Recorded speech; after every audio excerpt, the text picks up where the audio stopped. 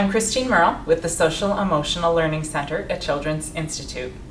This is Module 5, Relationship Skills, and it will be split into Part A and Part B. Today we're focusing on Part A.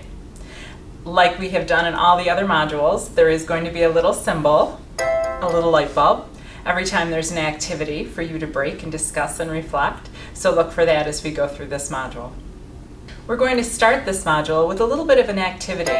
What I'm going to ask you to do is take a moment for a little bit of private reflection. And the question I'm going to ask is, the best relationship of my life is with, fill in that blank in your mind for me. But then I'm going to ask you to do a second piece and really think about why is that.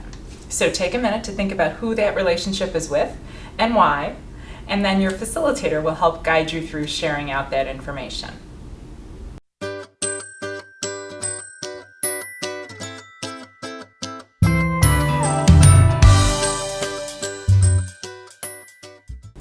Thank you for participating in that little icebreaker. And I'm hoping for many of you, 3 or 4 names came to mind and you actually had to prioritize who you would put as the best relationship in your life. I'm curious as to what your students would say the best relationship in their life is with, and what are the reasons that they picked those people. I'm wondering if their reasons are similar to yours or different, and I'm wondering if any of their teachers' names would pop up, and maybe you are somebody that they've had the best relationship of their life with. As we move into relationship skills today, there are actually 2 areas of focus for this part of the module that we're going to look at, and those are communication skills and relationship skills. Obviously, we can't develop any kind of relationship until we've really honed in on some of our communication skills. That idea of nonverbal body language, listening skills, speaking skills, all of those pieces come into play for that. As we look at the actual objectives for relationship skills, we're looking at that ability to communicate clearly, listen well, cooperate with others, resist inappropriate social pressure, which so many of our students face at all ages. We're looking at the ability to negotiate conflict and to seek and to offer help whenever needed. On the relationship skills side, we're really looking at the ability to maintain healthy relationships throughout our lifetime. And we're going to take a look at the different categories that those relationships fall within. Okay, as we begin this journey into relationship skills, you're actually going to start with an activity. And I'm going to give you a couple different pieces. Your facilitator will help guide you through it, but just stay with me for a few minutes. The first thing, we're going to call it the I Get By activity. What I'm going to ask you to do is go to chart paper and make a T-chart so that you definitely have a left side of your paper and a right side of your paper.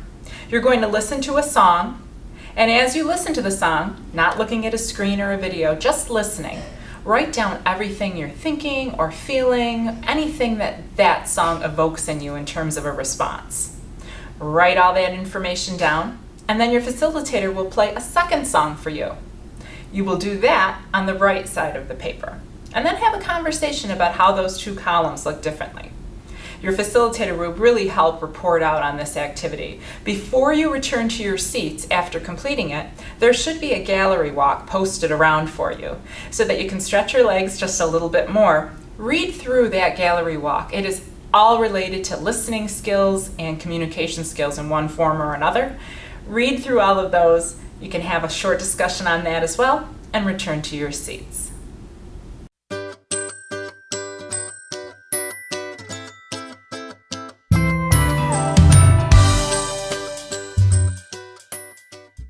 All right, so let's talk about what happened when you listen to those 2 songs.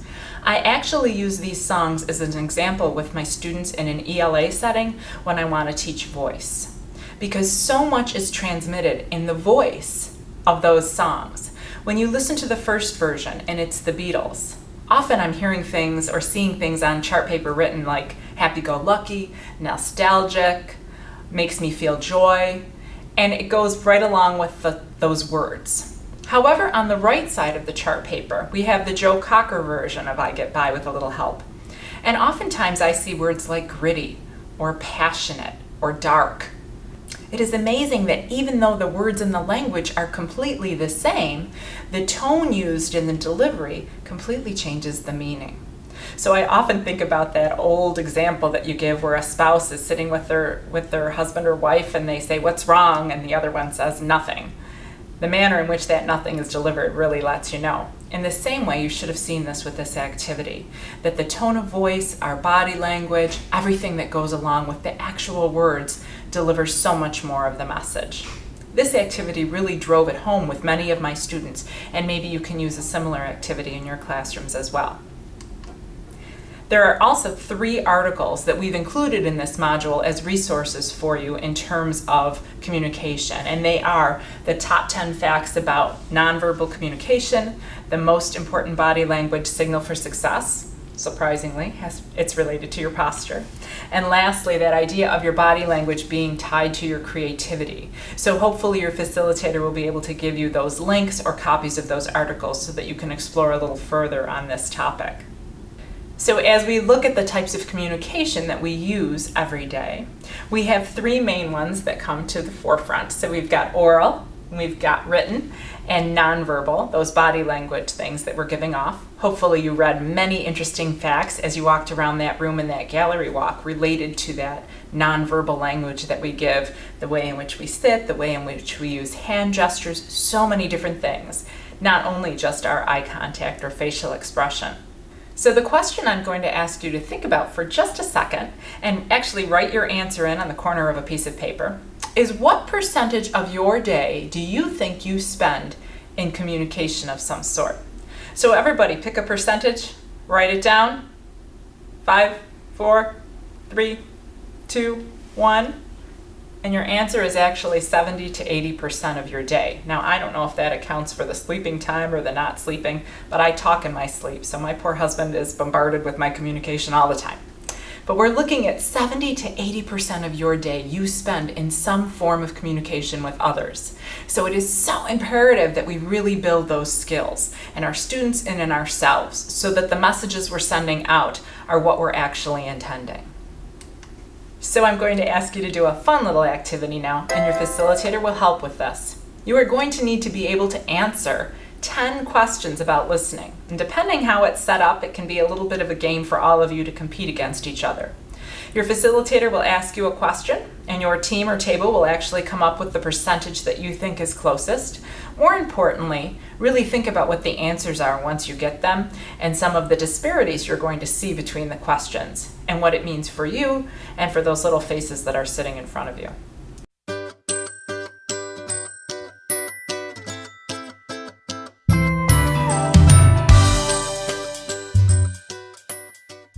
I hope you enjoyed that activity. I hope there was a winner at some point. Hopefully they gave you some candy or a cookie or maybe just a woohoo for winning that little bit of a challenge. But I'm wondering if some of those issues came to light for you. When we look at 70 to 80% of our day being spent in communication, but we actually listen 55% of the time, think about the gap that exists in that point. When we look at how quickly we can actually process words per minute, but how many we actually hear, and the gap that exists there as well. There was a time in my classroom, and it actually happened across our team, so all of the teachers on our team felt that our students were not listening to directions on the first or even the second time. So we made it our focus for the month. And that month, we made a point of only giving directions once. We stopped, we did them clearly, we did them concisely, we would ask maybe 2 clarifying questions, and we would send students off. Those that followed the directions on the first try got some kind of reinforcement. The ones that took a few more didn't get that reinforcement. They actually then turned some of that reinforcement into money that they could then purchase different things in the classroom. What we found was that after a month, the kids had really honed in on listening to directions the first time. We were able to wean them off the reward system once we had trained them, and then we could have better listening to directions the first time for a few months afterwards. Now, like in any situation, after a few months, if you hit a long break or if you're getting close to summer break, any of those situations, the kids' behaviors tended to lean off a little bit. But as we looped into the next year, we found that many of them still had stronger listening skills than any of the other students we may have gotten. So what's the point of that activity then? We really had to train our students how to listen, what they should be listening for, when they should be paying attention, how to focus in. And we actually changed our teaching in such a way that we gave kids enough breaks that they could stop listening for a second, and then pick back up with certain cues. Nobody can maintain that level of listening for an entire 45 minutes or hour and a half, depending how long your classes are. But if we give kids those ebb and flow moments where they know, okay, this is the time when I do have to listen, this is a time when I can relax and just let things flow over me. It really did improve their overall listening across the board. Just a few more snippets of information for you on listening, if you can listen to any more of this. Listening to any kind of nagging or complaining for more than 30 minutes can actually harm parts of your brain. So think about that, not only as a teacher, but I think about it also my poor significant other that has to listen to me, or my own children at home. Think about how much nagging or complaining may take place in your classroom. Listening to classical music while studying has actually been shown to increase test scores by up to 12%. So if we look at those math classes while students are working, can you turn on a little low-level classical music and see what happens? Listening to music before surgery has actually resulted in lower cortisol levels and reduced people's anxiety. In the same way, listening to slow, classical, easygoing music also causes people to consume less calories. And finally, 98% of teens are likely to commit a driving error while listening to their favorite music. That number drops to 78% if they are listening to something a little bit more relaxing. I think about how in my classroom I would oftentimes play some sort of low-level classical, easygoing music as students came in to do their warm-up every day to try to set that stage, calm them down, and ease us into that transition of class. You may want to think about doing something similar in your own classes and using music. So what then are the problems with communication? We're going to look at 2 or 3 of the factors that actually impact how well your kids can listen and pay attention during that communication skills. The first thing I'm going to ask you to do is watch this video, follow the instructions, and do what it says.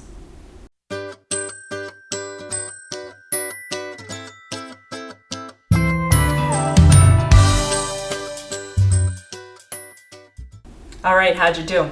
Did you see the bear? Were you too busy counting? I know I was the first time that I saw it. And I have to say, if some time lapses in between my first viewing and my second viewing, sometimes I can get caught up again just trying to get to that goal number. That's called selective attention, when you're actually attending to 1 or 2 sensory inputs so you're unable to do other inputs as well. Think about it when you're driving in the car and the music is playing and traffic starts to get bad and your first impulse is, oh my goodness, I need to turn down the music. I need to turn down my podcast because I need to selectively attend to whatever it is I'm looking at. We tend to do that in conversations, in classes, in all kinds of settings. We attend to certain things and block out others. Whether or not our students are actually attending to the right thing at the right time is something that we actually have to help train them to do. Other things we need to consider is the idea of selective listening. So that is hearing and interpreting only parts of a message because that's what seems to be important to you.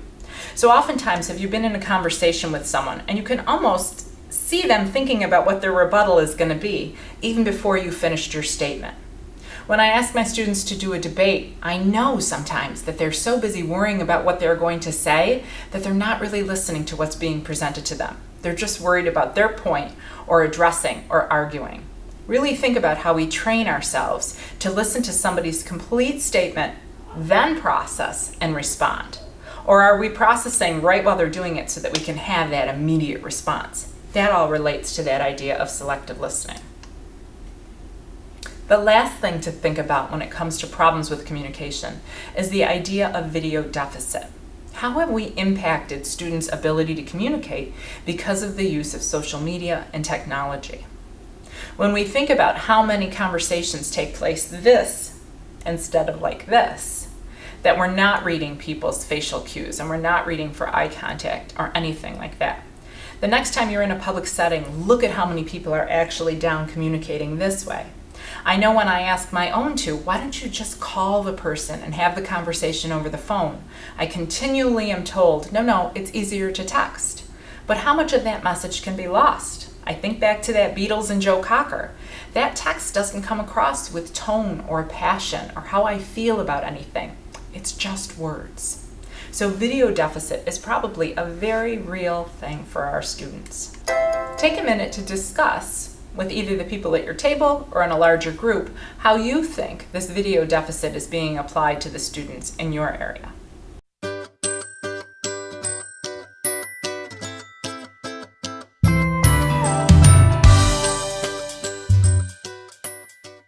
Okay, so let's talk strategies. These are all strategies that will hopefully increase some communication skills amongst your students. The first one we're going to look at is the idea of using guessing games, using closed-ended questions or open-ended questions. So that closed-ended, 20 questions. Is it a plant? Yes or no. Is it an animal? Yes or no. When we look at open-ended questions with students, we look at the idea that you can make them so broad that students actually have to give you a lot more information in those answers. What should happen is the closed-ended takes 20 to 25 questions to get to an answer. Open-ended only takes 2 or 3. We want to show students how when we question well and we respond with more details, we actually solve problems quicker. The second one we want to look at is the idea of a name game. And this is a fun game where you can put a famous historical figure on your forehead. I know many of you have seen the game Heads Up or Headbands, or even seen an episode of The Office where they do an inappropriate challenge. But putting somebody's name on your forehead and then asking people to give you the description that's needed so you can guess who they're talking about. You can do it in many different ways, but we're looking for the ability to actually give details, look at someone face to face, and read some of those cues. The third one we're looking at is called back-to-back communication. And I've done this in a few different ways in my classroom. The idea is for a set of people to sit back-to-back. One person receives a visual, the other person has a blank sheet of paper. The person with the visual is actually going to describe what they're seeing with great detail so that the person with the blank paper can actually recreate that visual even though they're back-to-back. Now you can have your students struggle through it for 5 to 7 minutes and not allow the person drawing to ask any questions, and then have them do a little comparison and see how they did. Give a second visual, and this time allow the person who's drawing to actually ask some questions and get some details needed, and see if that helps this activity move a little bit better. You will see that they really are spending some time listening to each other and really concentrating. Those are the skills we want them to be able to translate back into other parts of our classroom. There are many more strategies you can use to help them really hone their communication skills. We're looking at things like that list of items. So it makes me think of that shower game we used to do way back when, where they bring out a tray with all the different items and you have to try to remember all the items, and when they take the tray away you write them down. However, this time you actually say the list of items out loud. And some of the items you're going to say more than once. What we tend to find is the ones that you've repeated, kids will remember, but they'll also throw in a couple that they think should be related. So let's say, for example, you do sandwich items. So you may be saying breads and different types of meats and cheeses and condiments. Kids will throw in a mayonnaise, even if you didn't say it, just because they see that that becomes a collection. Those learning moments where you can point out how they tried to put things in that they didn't really listen to are those areas that help kids really think, no, I need to stop and listen completely this time. You should see an increase in that listening comprehension. There is the idea of planned ignoring and letting students see how it feels when they're sitting with a peer and the peer is telling them something that they're very passionate about and they have planned to ignore that peer. So they do not react, they do not respond, and then they have an honest conversation about how did it feel when you were telling me what you were so passionate about and I was not really listening to you. Letting them share those emotions starts to hone them in not only on the idea of how important it is to listen to someone and respond appropriately with head nods and smiles, but also the idea of developing empathy and how it feels when no one is listening to you. The last one listed here is the idea of active listening with prediction. So very similar to putting the person on your forehead. Instead, one person is going to give hints about someplace that they'd really like to visit. The other person has to listen to those hints and actually make a guess on where it is you'd like to go, or maybe even make a recommendation on someplace that actually fits all of those hints. They actually really have to listen to each other to pick up those cues and nuances. And the very last thing we can do to start improving all our communication skills in a classroom, short and quick, is listen to some videos with the sound turned off and see what your students come up with as a prediction for what's being said. More importantly, ask them, why do you think that's what she might be saying right then? They should say things like, well, look at her face, she doesn't look happy. I know we often do that when we're reading books and we ask kids to actually look at the images. But as they get older and there are fewer and fewer pictures and they're creating those pictures in their mind, we want to give them some opportunity to actually look at a video clip where they have to try to guess what someone is thinking just by reading their faces. So we're going to summarize that whole idea of increasing our listening skills with a little bit of a TED Talk from Julian Treasure, and he is really an expert in that area of listening. So I know for myself, once I watched this, it actually changed how I listen at times, and I hope it has a little bit of an impact for you. So take a few minutes to watch Julian talk about ways in which we could listen better.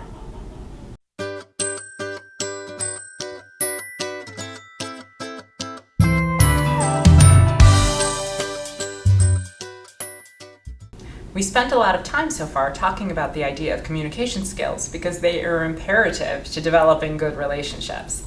As someone who's been married for quite a few years, I know that idea of listening and being able to pick up on somebody's body cues is huge for me to continue that strong relationship. So what I'm going to ask you to think about is, what are the 4 types of relationships that exist? So take 30 seconds to a minute with your table or your team to come up with the 4 categories of relationships that all of them fit within.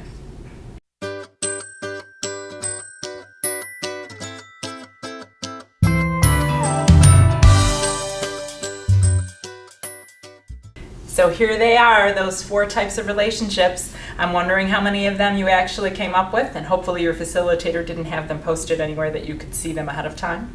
But we're looking at family relationships. I'm guessing most of you picked that one first.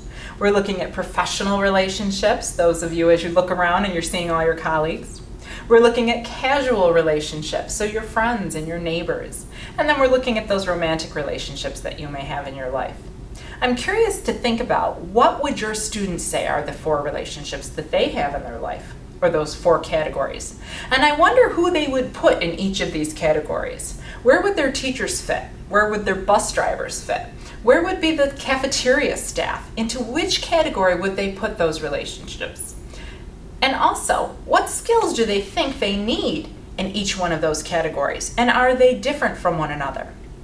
The next part of this activity then is to take a look at these 4 categories and really figure out what skills are needed to nurture that kind of relationship.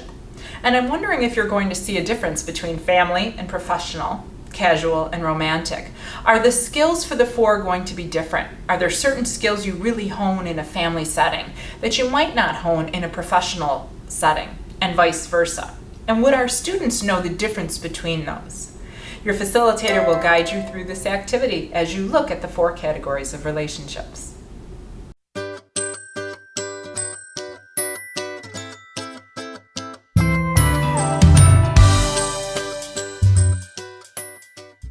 So I'm hoping you did a little bit of a dig deep into that, and that you took a little knowledge walk around and really looked at what people wrote as those communication skills that you need for each one of those relationships. So you know I'm going to ask you to really stop and reflect for a moment on, where do you think the gaps are? Where do you think your kids are missing those crucial pieces that are needed to have those good relationships? If they're not understanding that professional relationships do look a little bit different from casual relationships, whose job is it to teach them those skills that they may be missing in between? So take a moment for a little bit of reflection. What skills are your students lacking that are needed for these 4 relationships?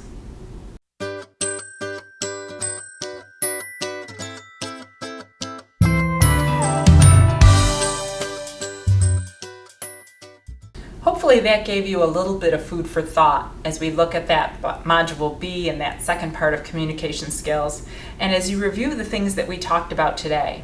If kids are missing certain areas, what can we do? Maybe you need to go back and review some of those strategies or some of those games that you could maybe play with your students this week to start developing some of their skills. The last thing I'm going to ask you to do for this module is to do a little bit of a self-reflection. Your facilitator will have you share out however you feel comfortable, but we're really going to have you think about your own communication skills. Are there areas that you know you are very strong? Are there areas you know that maybe you're not as strong? We tend to teach what we know. So do an honest little bit of self-evaluation on your own communication skills. We're looking at speaking and listening and picking up on body cues, looking at people in the face, reading somebody's eye contact, all those factors that play into this. Give yourself a little bit of an evaluation, so as we head into part B, we know some things that we want to work on ourselves as well.